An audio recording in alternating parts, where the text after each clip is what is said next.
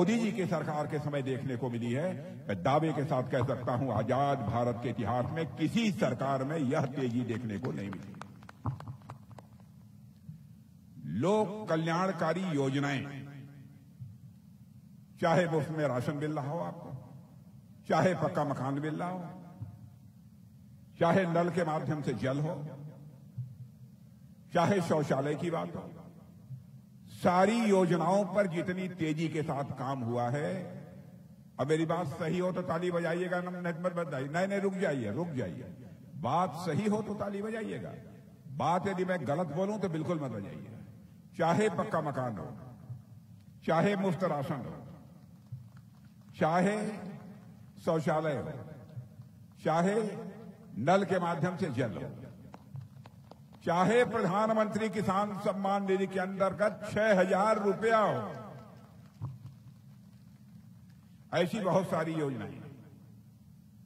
उन योजनाओं को जितनी ईमानदारी से और तेजी के साथ धरातल पर पहुंचाने का काम हमारे प्रधानमंत्री ने किया है, मैं दावे के साथ कह सकता हूं कि आजाद भारत के इतिहास में किसी प्रधानमंत्री ने नहीं किया। ऐसा नहीं है कि हम लोगों को काम करने में बराबर सफलता ही मिली, विफलताएं भी हम लोगों को मिली हैं, लेकिन विफलताओं के कारण हम लोग कभी निराश नहीं हुए। हमने बराबर अपनी कोशिश की है। अब जैसे मैं आपको एक उदाहरण देना चाहता हूं, चंद्रयान-2, पता नहीं आपने नाम सुना है कि चंद्रयान-2 का नाम कितने लोगों ने सुना है? यहां हाथ उठाइए। अरे वाह, कमाल है। बहनों भाइयों, हम लोगों ने चंद्रमा तक पहुंचने के लिए हमारे वैज्ञानिकों ने, इसरो के वैज्ञानिकों ने एक यान तैयार किया था। यान माने उड़ के जाने वाला। अब आपकी भाषा में मैं बता रहा हूं कि वह चंद्रमा पर पहुंच जाए। उसका नाम था चंद्रयान-2। वैज्ञानिकों ने सालों की मेहनत के बाद यह तैयार किया, लेकिन जब चंद्रयान-2 छोड़ा गया तो यह चंद्रमा के दक्षिणी ध्रुव पर जाना था। उत्तरी ध्रुव, दक्षिणी ध्रुव, ये सब जानते होंगे। दक्षिणी ध्रुव पर जाना था, नहीं पहुंचा। आपको मालूम नहीं होगा बहनों भाइयों, प्रत्यक्ष मैंने अपनी आंखों से देखा है, क्योंकि जिस मंत्रालय की जिम्मेदारी मैं संभाल रहा हूं उसमें लगभग 7-8 हजार 9 हजार केवल वैज्ञानिक हैं। जब उनके किसी काम में कामयाबी नहीं मिलती है, उन्हें किस प्रकार की हताशा होती है। जब वह चंद्रयान नहीं पहुंचा, रुक गया, सारे वैज्ञानिकों के आंखों में आंसू आए, हताश हो गए, निराश हो गए। तो देखिए हमारे प्रधानमंत्री का कलेजा।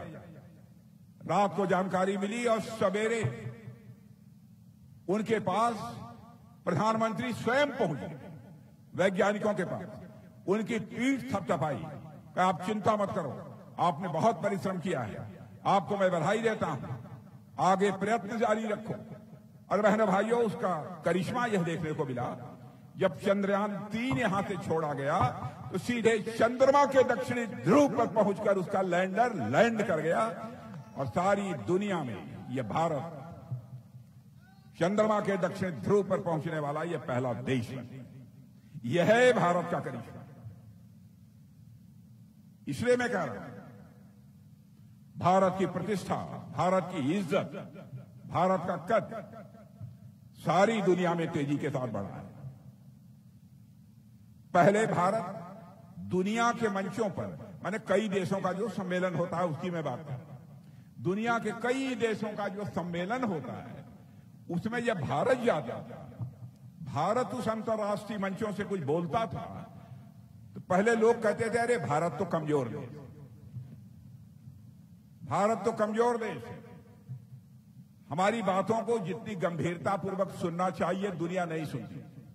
आज मैं आपको बता रहा हूं, आपके यहां से भी कोई विदेश गया होगा तो उसको मालूम होगा, आज भारत दुनिया के मंचों पर बोलता है, दुनिया की जमात के बीच बोलता है, लोग भारत की बातों को कान खोल कर सुनते हैं। यह भारत की हैसियत बन गई, यह भारत की हैसियत बन गई। भारत का कद बहुत ऊंचा हुआ है मेरे बहनों भाई। और मैं आपको एक उदाहरण देना चाहता हूं। दो देशों में इस समय युद्ध चलता है, रूस और यूक्रेन।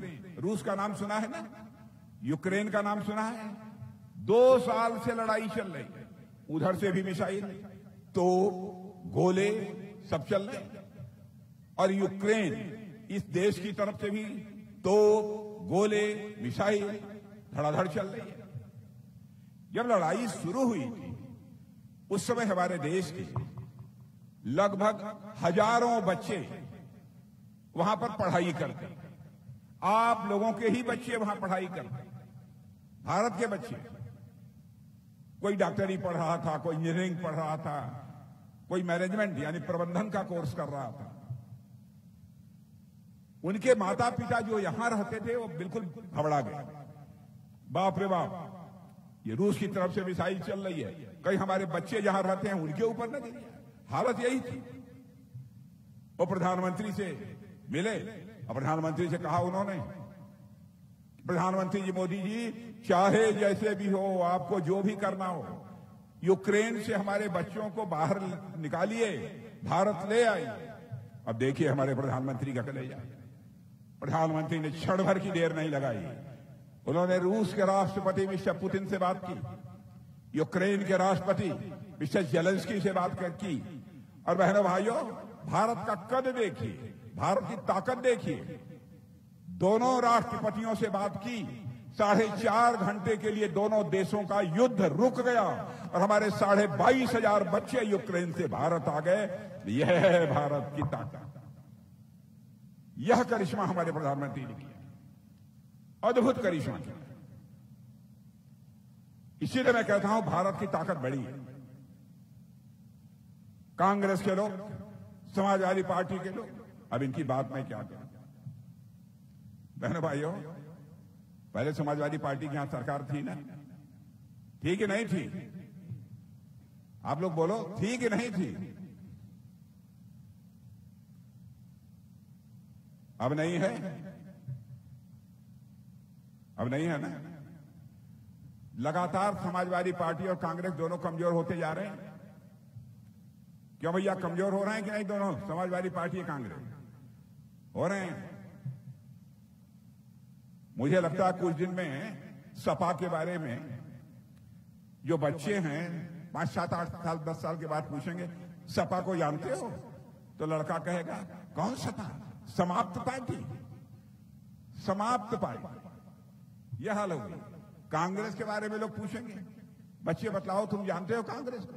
तो 10 साल के बाद बच्चे कहेंगे, कौन कांग्रेस? यह हाल होगा। हालत अब यह होती जा रही है और अपने कर्मों से हालत हो रही है कि जैसे डायनासोर इस पूरी दुनिया से लुप्त हो गया, वैसे ही कांग्रेस और समाजवादी पार्टी भी भारत की राजनीति से लुप्त हो जाएंगे, ऐसा मुझे लगता है। यह हालत हो गई है। अब भ्रष्टाचार का जहां तक सवाल है, कांग्रेस के समय, समाजवादी पार्टी के समय, बहुजन समाज पार्टी के समय जब सरकार थी, भ्रष्टाचार की बातें आप लोगों ने सुनी थी कि नहीं सुनी? बहनों भाइयों, मैं आपसे पूछना चाहता हूं, क्या कोई मां का लाल उंगली उठाकर कह सकता है योगी जी के ऊपर एक भी कोई भ्रष्टाचार का आरोप लगा, उनकी सरकार के ऊपर कोई भ्रष्टाचार का आरोप लगा? जब जब कांग्रेस की सरकार यहां रही है, बराबर कांग्रेस की सरकारों पर भ्रष्टाचार के आरोप लगे हैं। इतना ही नहीं, उनके मंत्रियों को जेल की हवा खानी पड़ी है। लेकिन मोदी जी के नेतृत्व में 10 वर्षों से सरकार काम कर रही है। मेरे बहनों भाइयों, मैं डंके की चोट पर कह सकता हूं, कांग्रेस, समाजवादी पार्टी और यह सब राजनीतिक पार्टियां भी एक भी भ्रष्टाचार का आरोप हमारी सरकार पर नहीं लगा। सरकार कैसे चलाई जाती है, सरकार चलाने की कला यदि किसी के पास है तो भारतीय जनता पार्टी के पास। इसलिए मैं आपसे भारतीय जनता पार्टी के लिए समर्थन मांगने आया। कांग्रेस की हालत सुनिए, इन लोगों की हालत सुनिए। भारत और चीन की सीमा पर एक बार इन लोगों ने कहा कि पूछा गया कि भाई यहां पर सड़क बनाइए, हमारे सेना के जवानों को सीमा पर जाना होता है, कैसे जाए? हेलीपैड बनाइए, कैसे हमारे जवान वहां पहुंचेंगे? जानते हैं कि कांग्रेस के लोगों ने क्या कहा? इन लोगों ने कहा अरे बाबा, भारत और चीन की सीमा पर सड़क बनाएंगे, हम हेलीपैड बनाएंगे। क्या करना चाहते हैं आप लोग? आप लोगों के पास समझ है कि नहीं है? ये हम लोगों को कहते हैं। मान लीजिए हमने सड़क बना दिया, हेलीपैड बना दिया, चाइना उधर से यदि हमारे देश में घुस आया, हमारे हेलीपैड पर उतर आया तो क्या होगा? इतने डरे हुए थे। और चाइना, चीन अपनी तरफ सड़कें बना रहा था, हेलीपैड, एयरपोर्ट, सब कुछ बना रहा था, लाखों की संख्या में अपने घर बना लिए। लेकिन बहनों भाइयों, आपको जानकर खुशी होगी, 56 इंच की चौड़े सीने वाले हमारे प्रधानमंत्री ने संकल्प लिया, यदि सीमा पर चीन बुनियादी ढांचों का विकास कर रहा है, यदि घर बना रहा है, हेलीपैड बना रहा है, एयरपोर्ट बना रहा है, भारत भी अपनी सीमा में यह सारा काम करेगा। यह फैसला लिया और आज यह सारा काम हो रहा है। यह है भारत की ताकत।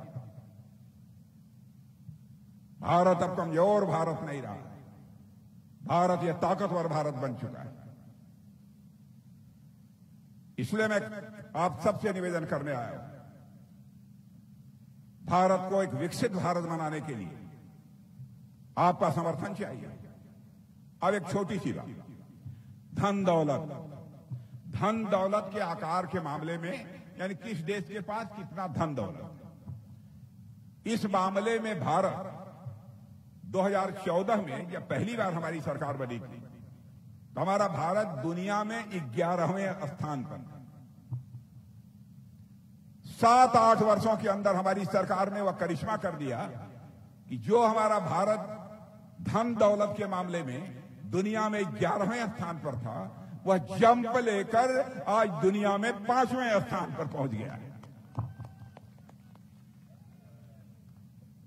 और इतना ही नहीं, बड़े बड़े जो जानकार होते हैं इस मामले में, धन दौलत का जो आंकड़ा होता है, अर्थशास्त्री बोलते हैं, उनको अंग्रेजी में फाइनेंशियल फर्म बोलते हैं, वित्तीय संस्थाएं जो होती हैं, सारी दुनिया की संस्थाएं अब यह दावा कर रही हैं कि भारत दुनिया में सबसे तेजी से इसकी अर्थव्यवस्था आगे बढ़ रही है।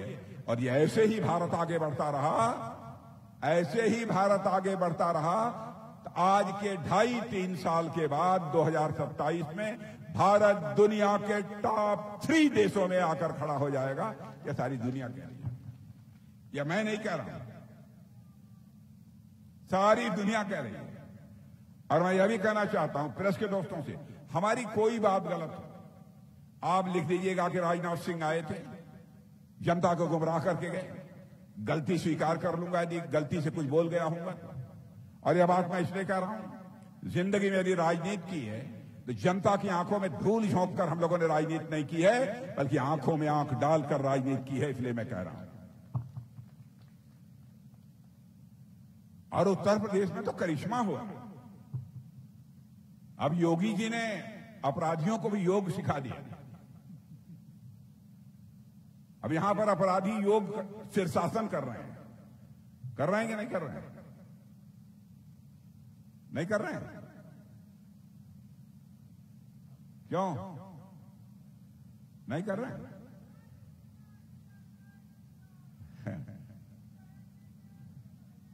वाह, ललकारे रहो,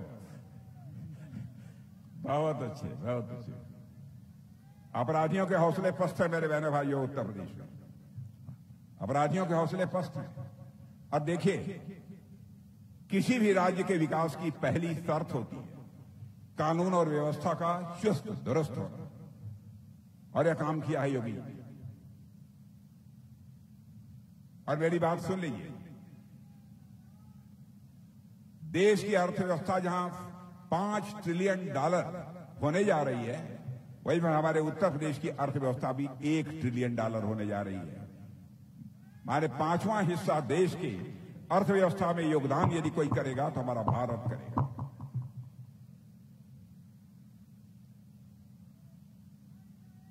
मैंने कोई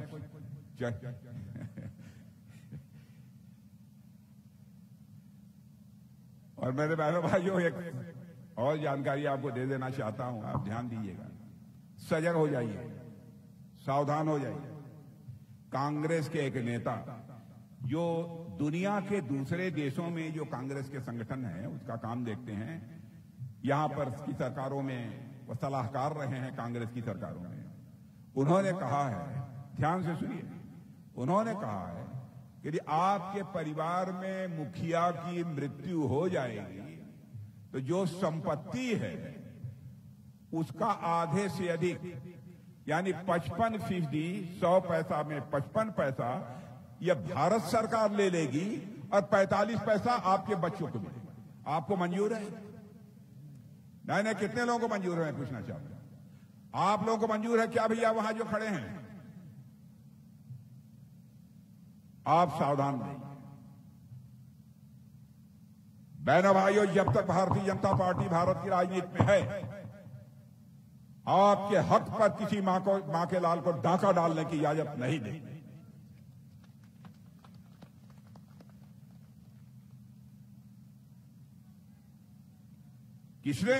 किसके अंदर हिम्मत, कौन जुर्रत कर सकता है कि हमारे देशवासियों की संपत्ति पर डाका डाले? कौन होते हैं आप? कमाई की है बाप ने, बाप यदि नहीं रहता तो बेटे को मिलेगा।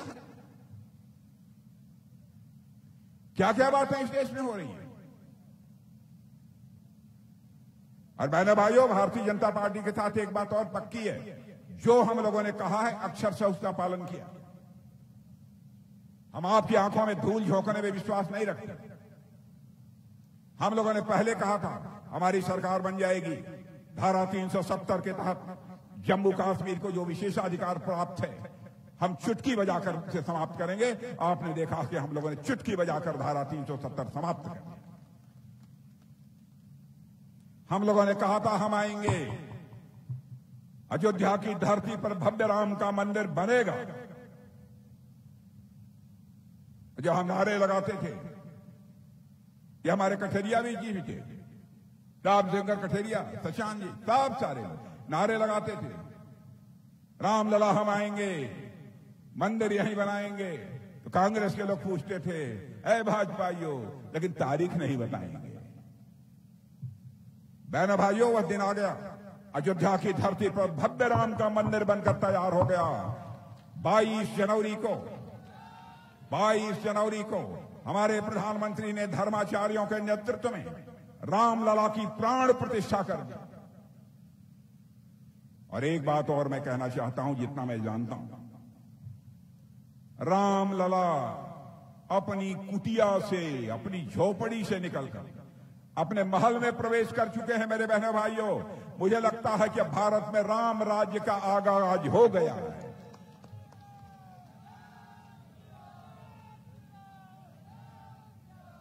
जो कहा था वो किया। क्यों किसी को इस पर आपत्ति होनी चाहिए? अब हम लोगों ने कहा था हम आएंगे, 3 तलाक समाप्त करेंगे। आप कहते हैं कि दूसरे के धर्म के मामलों में क्यों बोलते हैं? बहनों भाइयों, हम लोग हिंदू, मुसलमान, ईसाई इस आधार पर कोई भेदभाव नहीं करते। सब हमारे भाई हैं, जो भी भारत में रहे। लेकिन इसलिए किया, चाहे कोई मां हो, बहन हो, बेटी हो, चाहे हिंदू हो, मुसलमान हो, ईसाई हो, यहूदी हो, जो भी हो, भारतीय जनता पार्टी के लोग उसे भी अपनी मां, बहन और बेटी मानते हैं। मेरे बहनों, यदि किसी मां, बहन, बेटी के साथ किसी धर्म में भी अत्याचार होगा, सरकार हमारी बने या न बने, भाड़ में जाए, हम उस बेटी की इज्जत पर, उसके सम्मान की सुरक्षा की हम गारंटी देते हैं। आप कैसे हो सकता है तलाक तलाक, शादी कर लें 10 दिन के बाद या 2 दिन के बाद आप कहते हैं तलाक तलाक तलाक, और उसको छोड़ दें? कैसे कोई संवेदनशील व्यक्ति अथवा कोई संवेदनशील पार्टी से बर्दाश्त कर सकते हैं? कोई दूसरा बर्दाश्त कर ले, हम लोग बर्दाश्त नहीं करेंगे। काम सही किया है कि नहीं किया? सही किया हो तो ताली बजाइए, न किया हो तो मत बजाइए। यह हालत है इन लोगों की।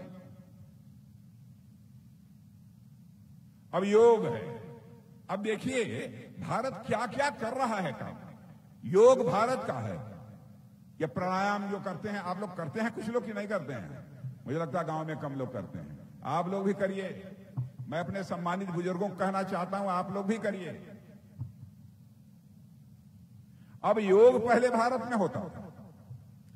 हमारे प्रधानमंत्री ने संयुक्त राष्ट्र संघ, जो कि सारी दुनिया की सबसे बड़ी पंचायत है, उसमें जाकर प्रस्ताव पेश किया। योग हमारे यहां की विद्या है। हम दुनिया से अपील करते हैं आप भी योग अपनाइए और एक दिन सारी दुनिया में अंतर्राष्ट्रीय योग दिवस के रूप में मनाया जाना चाहिए। प्रस्ताव पेश किया। अब देखिए भारत का कद, भारत की ताकत, कि दुनिया के 172 देशों ने वही ताली बजाकर समर्थन दे दिया। यह है हमारा भारत, यह है हमारा भारत। बहनों भाइयों, इसलिए आपका समर्थन हम सबको चाहिए। 25 करोड़ लोगों को, अब यही मैं याद दिलाना चाहता हूं। इंदिरा जी क्या कहती हैं? मैं आऊंगी गरीबी मिटा दूंगी। नेहरू जी कहते मैं आऊंगी गरीबी मिटा दूंगी। राजीव जी कहते थे गरीबी मिटा दूंगी। पहली बार आजाद भारत के इतिहास में, मैं नहीं कह रहा हूं, विदेशी एजेंसियों ने भी कहा है, हमारे नीति आयोग ने भी कहा है, 25 करोड़ लोगों को गरीबी रेखा से बाहर निकालने में कामयाबी किसी प्रधानमंत्री ने हासिल की है, नरेंद्र भाई मोदी ने हासिल की है। भाषण देकर गरीबी समाप्त नहीं की जा सकती। काम करना पड़ेगा, योजना बनानी पड़ेगी, नीतियां बनानी पड़ेगी, धरातल पर उसे उतारना पड़ेगा, तब जाकर गरीबी दूर होगी। हम लोगों ने तय किया सेल्फ हेल्प ग्रुप, स्वयं सहायता समूह, महिलाओं का यहां भी होगा। आप देख लेना 2 साल 3 साल के अंदर हम लोग देश में 3 करोड़ माताओं बहनों को लखपति ने बना दिया। तो हम लोगों का नाम नहीं, लखपति बना दिया सेल्फ हेल्प ग्रुप के माध्यम से। इसलिए बहनों भाइयों, मैं आप सबसे कहने आया हूं, सरकार तेजी के साथ काम कर रही है। भ्रष्टाचार,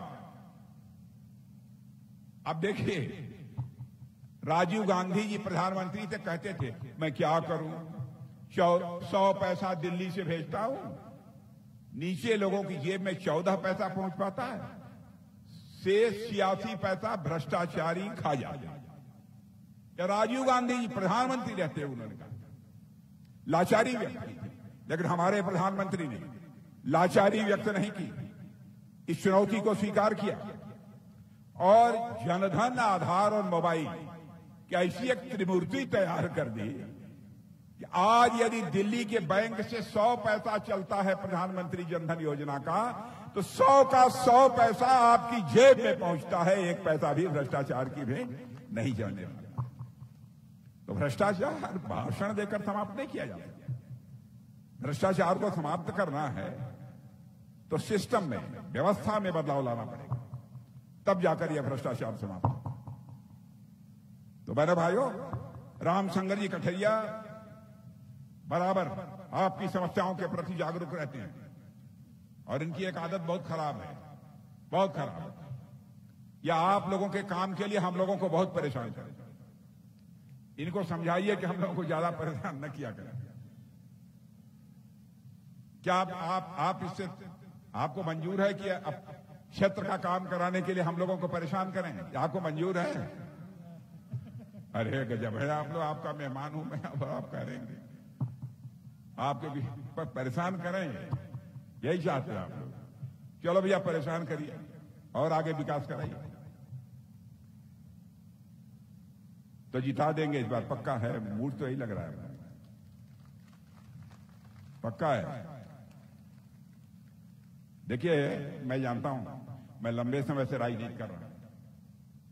बहुत लोग सोचते हैं अरे हमारे लिए क्या किया। बहनों भाइयों, भारत के ऋषि और मनीषियों ने कहा है हम अपने लिए नहीं जीते, हम देश के लिए जीते हैं, समाज के लिए जीते हैं, वही व्यक्ति बड़ा होता है। यह देखना है कि जिस समय रामशंकर कठरिया जीत कर जाएंगे, प्रधानमंत्री बनाने का सवाल यदि होगा तो उसमें किसके समर्थन में हाथ उठाएंगे?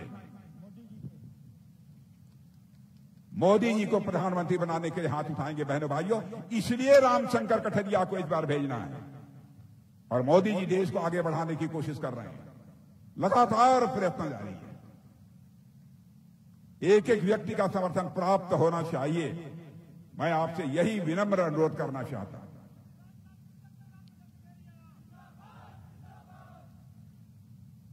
तो बहनों भाइयों, मैं इसी विश्वास के साथ और पुनः एक बार आप लोगों ने ताली वाली बजा दी, कई बार फूलमाला भी पहना दिया।